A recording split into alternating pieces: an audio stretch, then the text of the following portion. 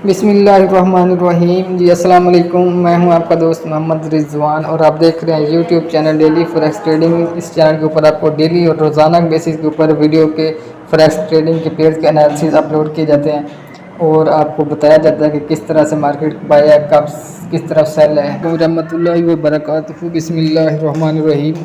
अच्छा, आज मैं आपको बताता हूँ कि सप्लाई एंड डिमांड, ये इस टॉपिक के ऊपर वीडियो बनाते हैं। सप्लाई एंड डिमांड की इसका क्या रोल है।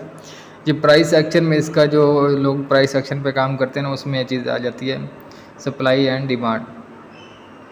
अब हम पेयर ओपन कर लेते हैं, साथ में पेयर के ऊपर आपको मार्केट का व्यू भी दिखाता हूँ। चार्ट के ऊपर हम चलते हैं, ओपन करते हैं और अब देखते हैं कि सप्लाई एंड डिमांड के ऊपर किस तरह से वर्किंग की जा सकती है और सप्लाई होती क्या चीज़ है और डिमांड क्या चीज़ होती है और इसके ऊपर किस तरह ट्रेड की जा सकती है। ये चीज़ें आज हम देखेंगे। चार्ट ओपन किया मैंने गोल्ड का ख़ास तौर पे। अभी आपने कुछ चीज़ें यहाँ पे नोट कर लेनी है। पहले तो ये तो एक चार्ट है ना। आप पहले तो ये देखेंगे कि सप्लाई चीज़ क्या है। सप्लाई, जब मार्केट ना अपने एक सप्लाई और को आप रेजिस्टेंस भी कुछ ना कुछ तस्वर कर सकते हैं। जब मार्केट अपने हाई पॉइंट से नीचे बड़ी कैंडल के साथ मार्केट नीचे आए, यानी कि काफ़ी गैप के साथ, उसको कहते हैं सप्लाई। मिसाल के तौर पे आपको ये वाला एरिया नज़र आ रहा होगा, ये वाला, ठीक है। इस एरिया से अब हुआ क्या कि मार्केट ने तेज़ी से मूव किया नीचे की तरफ। न्यूज़ आई थी ना सीपीआई वाली, आपको याद होगा। सॉरी, ये सीपीआई वाली नहीं है, ये जो कल आई थी ना वो वाली न्यूज़ है। अब हुआ क्या कि यहाँ पे सप्लाई बनी, लेकिन सप्लाई न्यूज़ की वजह से बनी बहुत अच्छी। ये मार्केट नीचे मूव करते हैं तो कहते हैं सप्लाई। एक तो रेजिस्टेंस भी यहाँ पे काम करते हैं, दूसरा इसको फिर सप्लाई करते हैं।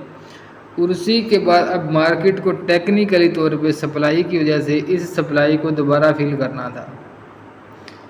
इस सप्लाई को जिस तरह ये नीचे आई बड़ी कैंडल के साथ आना शर्त है। इसके लिए ज़रूरी होता है कि जब भी और बार बार यहाँ से ना आई, यानी कि पहली बार यहाँ से मार्केट ने इतनी तेज़ी से नीचे आई तो इसको सप्लाई एरिया बना दिया। ये जो एरिया ना, इस टाइम ये सप्लाई का एरिया है। और जब ये एरिया बन जाए तो मार्केट ने अगेन इस एरिया को टच करना होता है। इस एरिएज पे चाहे एक दिन बाद आए या 2 दिन बाद आए या 3 दिन बाद या वीकली के बाद भी आए, लेकिन आना ज़रूर होता है। ये एरिया होता है सप्लाई का। ये वो लोग करते हैं जिनके पास अच्छा खासा बड़ा अकाउंट होता है, बड़ा बैलेंस होता है। ये उनके लिए ये चीज़ अच्छी रहती है, सप्लाई एंड डिमांड, जो वेट कर सकते हैं। अगर फंस जाते हैं तो वो फिर वो सप्लाई एंड डिमांड का।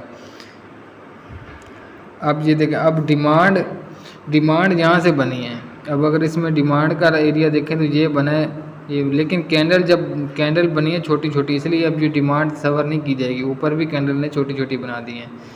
तो ये भी एक तो बड़ी कैंडल के साथ नीचे आई, लेकिन उसके बाद स्मॉल, लेकिन ये कि यहाँ से इसने बड़ी कैंडल के साथ नीचे मूव किया तो इसको सप्लाई हम तस्वर करेंगे और मार्केट को दोबारा इसके ऊपर। जी, तो सप्लाई का आपने देख लिया होगा कि सप्लाई इस तरह होती है। और डिमांड मैं आपको बता देता हूँ। ये डिमांड देखें आपको, अब यहाँ पे आपको एक चीज़ नज़र आएगी, मैं आपको दिखाता हूँ। डिमांड ये वाला एक एरिया आपको नज़र आ रहा होगा, ये वाला है, ठीक है। यहाँ पे देखें एक कैंडल, एक तो सपोर्ट भी है, ये सपोर्ट के ऊपर बनती है डिमांड में से, याद रखेंगे। डिमांड सपोर्ट के ऊपर और सप्लाई है वो रेजिस्टेंस के ऊपर बनेगी। सपोर्ट एंड रेजिस्टेंस समझ लें इसका काफ़ी रिलेशन है। और ये देखिए, ये कैंडल बड़ी बनी, उसके बाद फिर बड़ी कैंडल बनी, फिर ऐसे छोटी और फिर बड़ी, लेकिन मार्केट ऊपर की तरफ मूव कर गई बड़ी कैंडल के साथ इस एरिया से। अब ये एरिया था डिमांड का, डिमांड बन गई ना, तो मार्केट ऊपर चली गई, लेकिन इसने वापस ही आना था। जब बड़ी कैंडल के साथ मूव करे तो फिर इसने वापस आना होता है। और ये देख लें, फिर ये डिमांड एरिया था और ये मार्केट यहाँ तक गई और उसके बाद फिर नीचे आई, फिर ऊपर आई, लेकिन ये डिमांड इसकी रहती थी, पेंडिंग थी। तो आज ये इसने जब सीपीआई का डाटा आया तो इसने डिमांड फुल कर दी। समझ आई। ये चीज़ें वो बड़े एहतियात से दिखी जाती हैं और इसको याद रखा जाता है। चीज़ें हमेशा फॉरेक्स ट्रेडिंग में चीज़ें याद रखी जाएंगी। लेकिन ये यहाँ पे देखें, ट्रेंड बिल्कुल बाय था। आप अगर गौर से देखें, ये थोड़ा मैं और छोटा कर देता हूँ, ये देख लें, ठीक है। अब यहाँ पे अपनी चीज़ देखनी है, मैं दिखाने लगा। ये एक एरिया अगर यहाँ से देखा जाए, ये जो मैंने बॉक्स बनाया, ट्राईएंगल जी बनाई है, रेक्टेंगल बनाई है, ये रेक्टेंगल देखें ऊपर ही ऊपर जाती जाएगी मार्केट हमेशा ऐसे ऊपर।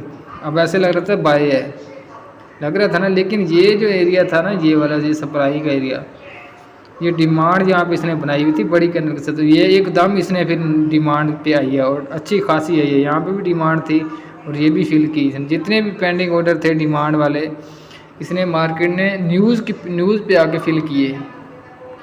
चाहे ट्रेंड आपकी तरफ था, लेकिन इसने फिर डिमांड वाला ये डिमांड इसने पूरी की अपनी।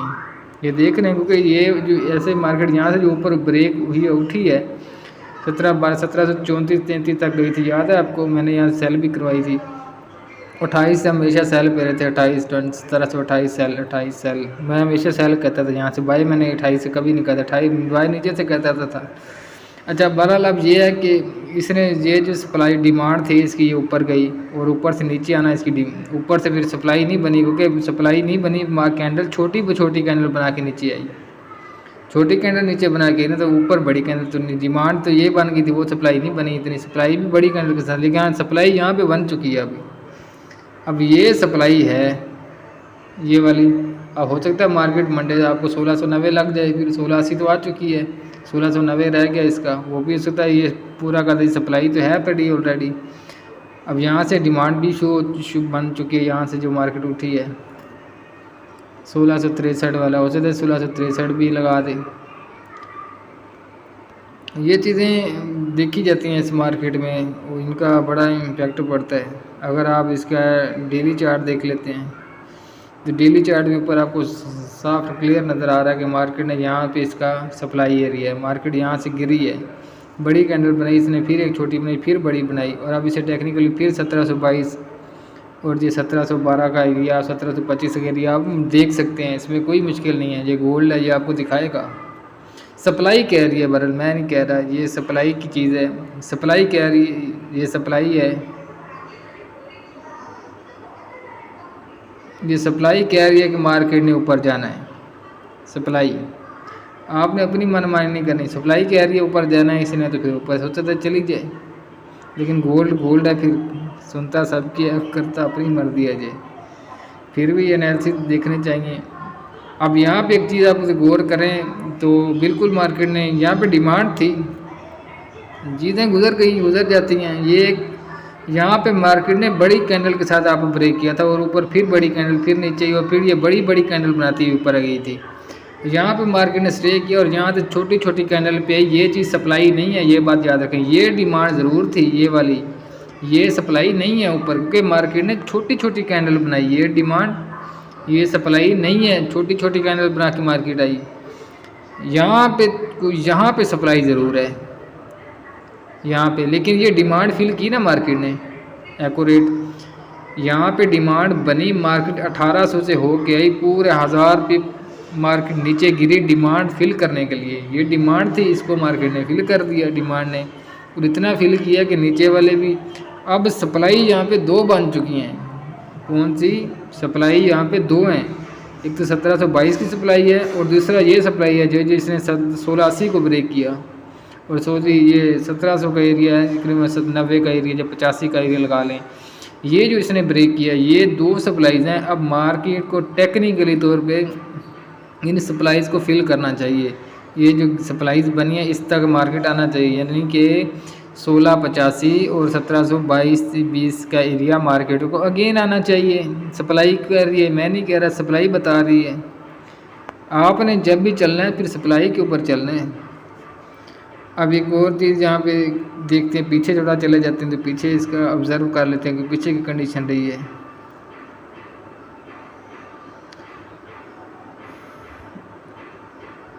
अब ऊपर से आपको कहेंगे तो जैसे ये मार्केट आई है, ये वाला एरिया इसने लगाया है, मार्केट ने डिप लिया अच्छी खासी, लेकिन उससे पहले ये भी तो देखें ना कि ऊपर से डिमांड का एरिया भी तो ऊपर गई है ना, डिमांड इसने फिल किया नीचे आके, अब ये सप्लाई बनी है। अब ये जो सप्लाई है ये तो पता नहीं अब कब फिल होगी कब ना फिल हो, तो टाइम लग जाता है, ये बिग टाइम फिर है। डे 1 कर मार्केट नीचे आती गई लगातार, फिर छोटी कैंडलें बनाए के आती गई ना, तब फिर सप्लाई ब्रेक हो जाती है। जब कैंडल फिर छोटी कैंडल बनानी शुरू करते ना, वो फिर वो फिर सप्लाई वाला वो चीज़ नहीं रहती।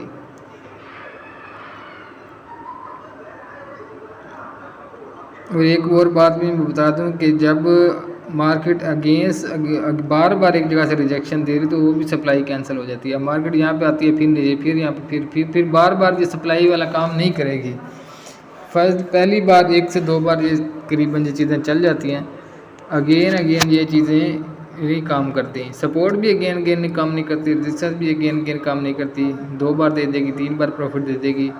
इसी तरह सप्लाई एंड डिमांड है, ये भी फिर बार बार वर्क नहीं करती। अब यहाँ पे एक अच्छी एग्जांपल बनती थी सप्लाई। यहाँ पे देखिए मार्केट उठी बड़ी कैंडल के साथ, आपको ये डिमांड बन गई ना, तो मार्केट ऊपर जाने के बाद यहाँ पे सप्लाई भी बनी, मार्केट नीचे आ गई, डिमांड को फुल कर दी उसने। डिमांड थी यहाँ पे तो मार्केट ऊपर गई है बड़ी कैंडल के साथ, फिर बड़ी कैंडल के साथ नीचे भी आई है। ये चीज़ें होती हैं, डिमांड एंड सप्लाई में आती हैं। लेकिन जब भी बड़ी कैंडल बने आप फिर ऐसा ना किया करें कि आप मिसाल की तरफ यहाँ से बाइक सेल करके बैठ जाते हैं, आपने भी बड़ी कैंडल के साथ ऊपर निकल गई, मार्केट वापस आएगी। वो तो जब आएगी 1 हफ्ता लगाए, 2 हफ्ते लगाए, लेकिन आप लोगों को अपनी सेफ्टी ज़रूर करनी होती है। यहाँ पे आप फिर मार्केट के साथ चलना पड़ता है। जैसे मार्केट ने बड़ी कैंडल के साथ आपको पता है भी मूव कर रही है, तो इसका मतलब इसने चेंज किया अपना। सप्लाई है, यहाँ से डिमांड है, तो इसका मतलब है ये ऊपर डिमांड, मार्केट जब नीचे आएगी तो आएगी, लेकिन पहले उसे पकड़ो बाई एंट्री। ऊपर तो जाने दो ना, से वो अपने यहाँ पे फंस नहीं जाना, फंसना नहीं होता। लेकिन ये सपोर्ट भी तो है ना, फिर आपको डिमांड हमेशा सपोर्ट होती है। तो ये सपोर्ट का एरिया था, तो यहाँ पे बाइंग थी, तो बाइंग गई मार्केट। अब यहाँ पे रेजिस्टेंस थी, तो सप्लाई तो बननी थी, मार्केट फिर नीचे आ गई। मैंने कहा ना, सपोर्ट एंड रेजिस्टेंस और प्राइस एक्शन का ही साथ ही ये सप्लाई एंड डिमांड चलती है। सपोर्ट, रेजिस्टेंस और प्राइस एक्शन, ये प्राइस एक्शन जितनी भी चीज़ें आ जाती हैं, ये सारी एक साथ वर्किंग करती हैं, अकेली कोई भी चीज़ नहीं काम करती। अब यहाँ पे देखें, मार्केट ने ये सप्लाई बनाई, यहाँ से मार्केट ने बड़ी कैंडल के साथ नीचे मूव किया, फिर बड़ी कैंडल के साथ। जब ये सप्लाई ये बनती है ना अच्छी, तो ये समझो सप्लाई बन चुकी थी। अब मार्केट ने यहाँ इसको टच करना ही करना था दोबारा। मार्केट यहाँ से 1696 से फिर मार्केट ने 1800 लगाया या नहीं लगाया, आपके सामने ये लगाया है ना, ये इसको ये सप्लाई फुल होगी। अब यहाँ पे मार्केट ने डिमांड बना दी थी, मार्केट ने बड़ी कैंडल के साथ ऊपर गई, लेकिन अब देख लो, अब करंट पोजीशन किधर है, मार्केट फिर नीचे आई हुई है, अब तो 1675 पे रुकी हुई है। तो ये भी सप्लाई, ये डिमांड भी पूरी हो गई। इसी चीज़ें चलती रहती हैं। आपने बस अपने अकाउंट इक्विटी सब कुछ चीज़ें देखते हुए इनका ख़ास तौर पे ध्यान रखना होता है। उम्मीद है कि आपको कुछ ना कुछ हद तक, चलो सारी ना सही, क्योंकि डिमांड एंड सप्लाई अकेली तो नहीं है ना, इस मार्केट में बहुत कुछ सपोर्ट देखनी पड़ती है, ट्रेंड देखना पड़ता है, डे 1 की चार्ट देखना पड़ता है, टेक्निकली देखना पड़ जाता है, फंडामेंटल देखने पड़ जाते हैं, ट्रेंड देखना पड़ जाता है, जोन देखना होता है, कौन से एरियाज़ फिर देखे जाते हैं, कौन कौन से, बहुत सी चीज़ें नज़र रख के फिर ही कोई ट्रेड बनती है तो बनती है। और ये लॉन्ग टर्म वाले खास तौर पर इन चीज़ों का ख्याल रखते हैं। और जो लोग डेली का उन्होंने प्रॉफिट बुक करके क्लोजिंग करनी होती है, वो तो इन चीज़ों का इतना मायने ख्याल नहीं रखते, क्योंकि उन्होंने रोज़ अपनी ट्रेडें ओपन करनी होती है, रोज़ क्लोजिंग पे जाना होता है, स्टॉप लॉस होता है, ये ऐसा हिट हो जाता है, बस ऐसा हिट हो जाता है, गेम ख़त्म हो जाती है, उनको परेशानी नहीं होती। ये परेशानी चीज़ें उनको करते हैं जो बिना एसएल के करते हैं, जो बिना स्टॉप लॉस से करें, वो चीज़ें लाजमी ये सप्लाई एंड डिमांड देखा करें भी मार्केट मेरी, अगर मैं एसएल के बिना ट्रेड कर रहा हूँ तो कितनी अगेंस्ट चली जा सकती है, और ये क्या सप्लाई बन गया, डिमांड बन गया क्या, वो तो फिर उनको, उनके लिए ये परेशानी होती है। उनको फिर ख़ास तौर पर एक एक चीज़ का ख्याल रखना पड़ता है। और एक बात यह है कि ये चीज़ें जो बंदा लिख लेता है ना, वो इसमें मार्केट में बहुत अच्छा कमाता है, क्योंकि हम तो अक्सर मार्केट देखते हैं और ट्रेड लगा देते हैं। जब मार्केट की सपोर्ट में देख ली, ट्रेड लगा दी, वो कन्फर्म भी नहीं होता कि यार सपोर्ट ये थी या नहीं।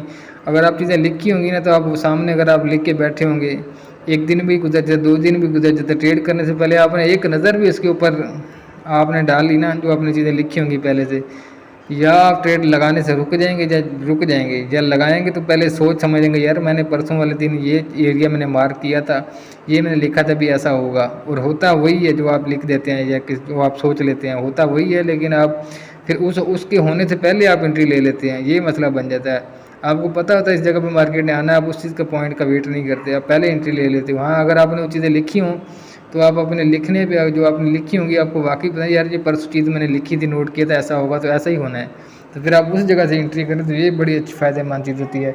और हम भी होते हैं अक्सर बात चीज़ें भूल जाते हैं, खुद बता के अपनी चीज़ें भूल जाते हैं, क्योंकि मार्केट को करंट सिचुएशन पे देख के ट्रेड करनी, वो ऐसा ना किया करें, कोशिश किया करें चीज़ें साथ साथ लिखें और अपना एक आधा पेज बना लिया करें रजिस्टर वगैरह, जो ट्रेड तो करनी होती है अपने, ताकि वो चीज़ें जब लिखी होंगी आप ट्रेड करने से पहले उन चीज़ों को देख लिया करें, कुछ रूल लिख लिया करें, कुछ पॉइंट ले लिया करें भी मैंने यहाँ से एंट्री करनी है, बस इसके अलावा नहीं करनी। जब अब वैसे तो आप भूल जाते हैं वे कहाँ क्या चीज़ मैंने लिखी थी, वो जब ओपन करेंगे रजिस्टर का पेज तो आपको चीज़ें सामने होंगी। ये एक बहुत बड़ी चीज़ बता रहा हूँ आप लोगों को, जब आपको चीज़ें सामने होगी तो आपको पता होगा यार ये मैंने यहाँ से एंट्री नहीं करनी, यहाँ से एंट्री करनी है, ये जो मैंने चीज़ लिखी हुई है, तो आपको वहाँ से अच्छा प्रॉफिट मिल जाएगा। दिन में 1 या 2 एंट्री कर लें, 3 एंट्री कर लें। गोल्ड पे ज़रूरी नहीं है, आप किसी और करेंसी पेयर पे भी चल जाएँ, मैं जैसे और करेंसी का भी बताता हूँ, उधर से भी आपको अच्छा प्रॉफिट मिल सकता है। नेक्स्ट वीक से वैसे भी मैंने कोशिश करनी है कि आप लोगों को जितने भी मेरे दूसरे पेयर्स होते हैं जिनके ऊपर एनालिसिस दे रहा होता हूँ उसके ऊपर ट्रेड कराई जाए। वो ये इसमें यूरो USD है, GBP USD JPY है, USDCH है, euro GBP gold, US30 bitcoin है, US ऑयल है, ये बहुत सी चीज़ें हैं जिनके ऊपर ट्रेड मैं करवाता हूँ, तो आपने कोशिश करनी है। तो उम्मीद है कि सप्लाई एंड डिमांड की कुछ ना कुछ काफ़ी हद तक आपको कुछ ना कुछ क्लियरेंस तो हुई होगी ना। तो अभी सप्लाई जो मैं करंट पोजीशन पे खोल के बता चुका हूँ वो भी आप लोगों को पता है कि 1724 का एरिया सप्लाई है और ये 1694 का एरिया। मार्केट ने यहाँ इनको टच करना ही करना है। एक तो टेक्निकली भी बनता है इसका, दूसरा सप्लाई भी कह रही है कि इसको टच, सप्लाई भी कह रहे हैं कि इसको वापस आना चाहिए। और लेकिन ये जो सपोर्ट ब्रेक हुई है ये कुछ ना कुछ रेजिस्टेंस पे काम करेगी, लेकिन गोल्ड है फिर। और ये इसने 1694 से अभी डिमांड भी बनाई है, तो अगेन भी यहाँ तक आ सकते, लेकिन पहले सप्लाई फिल करनी चाहिए इसे अपनी टेक्निकली। तो देखेंगे लास्ट वीक में गोल्ड भी किधर मूव करता है। अपना बहुत ख्याल रखिएगा। वीडियो पसंद है तो लाइक भी ज़रूर करें, चैनल भी सब्सक्राइब करें, वीडियोज़ को आगे शेयर भी कर दे करें, ये भी कोशिश करें कि आगे शेयर करें। नेक्स्ट वीडियो मिलते हैं, अपना बहुत ख्याल रखिएगा। अल्लाह हाफिज़।